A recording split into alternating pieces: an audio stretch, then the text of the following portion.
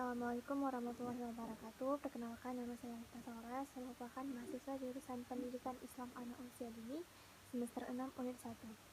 Jadi di video kali ini saya akan melakukan tugas IPS, yaitu menjelaskan dari pertemuan pertama sampai pertemuan ketujuh.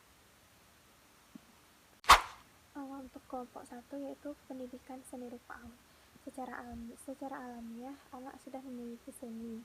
Dari mereka berumur 0 sampai 8 tahun, anak-anak sudah bisa mengembangkan dan mempunyai imajinasi. Anak berumur 1 tahun sudah mulai mencoret-coret apa saja. Ia mulai mempelajari dan menyerap segala yang terjadi di lingkungan sekitarnya. Setiap benda yang dimainkan berfungsi sesuai dengan imajinasi si anak. Seni sebagai alat terapi, ungkapan dan komunikasi. Pembelajaran seni rupa pada anak usia dini memerlukan pengelolaan sesuai dengan karakteristik dan situasi sosial yang kondusif untuk keberhasilan belajar anak usia dini, sehingga anak dapat mengungkapkan pengalaman hidup mereka sendiri. Ada beberapa macam seni rupa, yaitu yang pertama adalah seni rupa murni, seni rupa desain, dan seni rupa kriya. Dan untuk kelompok kedua yaitu dengan judul pengenalan dasar unsur dan prinsip estetika. Estetika adalah suatu ilmu yang mempelajari tentang segala sesuatu yang berkaitan dengan keindahan. Dalam karya seni, seorang seniman mengekspresikan perasaan atau rasa indah yang dimilikinya kepada karya yang akan diciptakannya. Kemudian, penikmat seni yang menikmati atau menghayati karya seni yang diciptakan oleh seniman tersebut secara tidak langsung dapat merasakan keindahan yang dimiliki oleh seniman yang dituangkan dalam karya seni tersebut. Membuat benda indah pun tidak bisa jika dengan teori dalam jiwa yang kosong, karena jika tidak mempunyai jiwa dan teori yang mendalam, mereka sulit untuk seseorang membuat benda itu menjadi indah. Biasanya jika pelukis, pemusik, ataupun sastrawan memiliki jiwa yang penuh dengan keadaan hati yang baik, akan tetapi menghasilkan karya yang memuaskan juga. Selain itu, keadaan sekitar dalam menciptakan karya juga akan mempengaruhi karyanya. Selanjutnya yaitu kelompok 3, seni, budaya, dan visual. Pendekatan seni yang menerapkan pendekatan budaya perlu dikembangkan karena melalui pendekatan ini bisa tercapainya salah satu tujuan pendidikan, yaitu membentuk manusia seutuhnya secara komprehensif. Sifat multidisiplin dalam pendidikan seni yaitu mengembangkan kemampuan dasar manusia dalam dimensi fisik, perseptual, intelektual, emosional, sosial, kreativitas, dan estetik.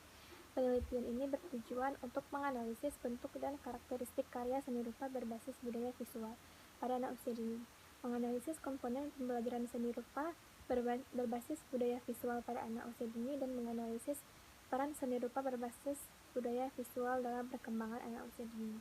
Karya seni rupa yang dihasilkan oleh masing-masing anak memiliki perbedaan satu sama lain. Hal ini dikarenakan anak memiliki persepsi sendiri dalam mengungkapkan ide berdasarkan hasil pengamatannya.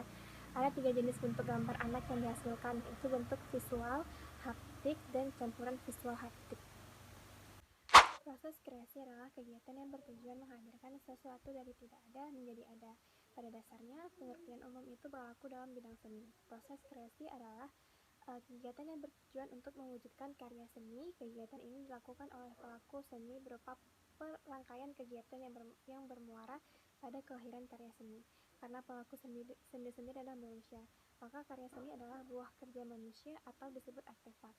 Artefak mengandung ciri tertentu yang berbeda dengan artefak lainnya. Cara pandang seseorang terhadap dunia ini ada berbagai macam, terlebih bagi orang yang kreativitas memiliki cara berpikir yang berbeda dari orang-orang pada umumnya. Orang yang kreatif akan berpikir dengan orang yang tidak pernah dipikirkan oleh orang-orang sebelumnya. Ada berbagai macam kreativitas dalam diri manusia, namun seringkali tidak menyadari dan tidak mengetahuinya. Dan kreativitas merupakan suatu aktivitas kognitif yang menghasilkan suatu pandangan yang baru mengenai suatu bentuk permasalahan dan tidak dibatasi pada hasil yang selalu dipandang menurut kegunaannya. Selanjutnya yaitu untuk kelompok 5, pengenalan media dan karya seni rupa 3 dimensi. Seni rupa 3 dimensi adalah karya seni yang memiliki sisi panjang lebar, tinggi, dan volume agar bisa dinikmati dari segala arah. Jadi karya seni rupa 3 dimensi adalah karya seni yang memiliki ruang. Karya seni rupa 3 dimensi dapat dinikmati dari semua sudut pandangan tanpa terkecuali.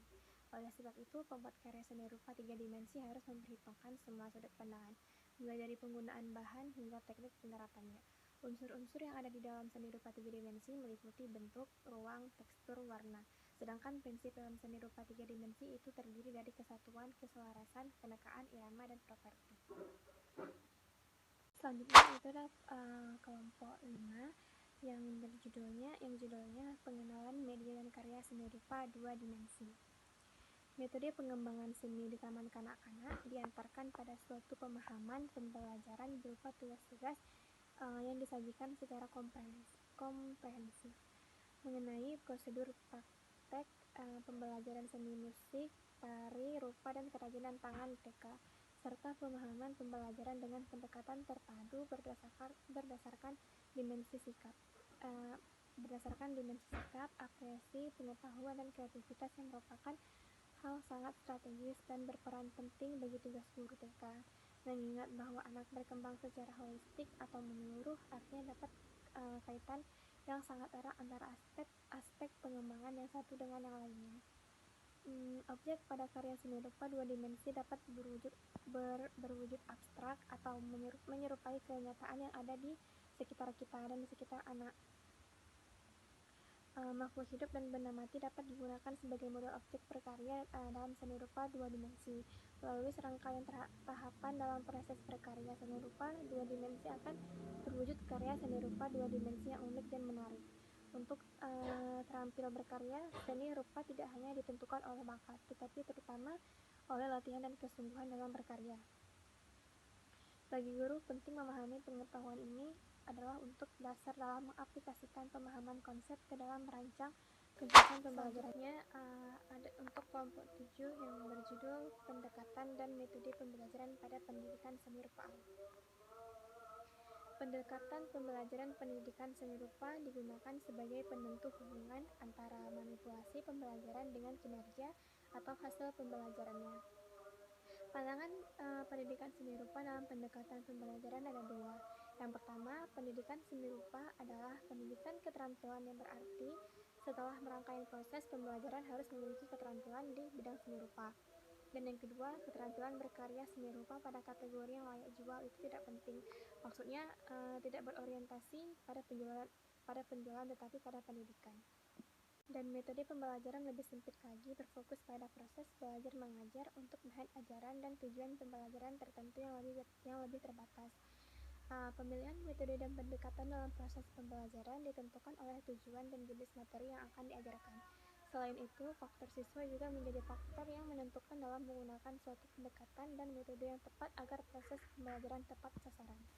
Sekian penjelasan poin penting dari kelompok 1 sampai dengan kelompok 7. Mohon maaf apabila ada kesalahan. Saya akhiri. Assalamualaikum warahmatullahi wabarakatuh.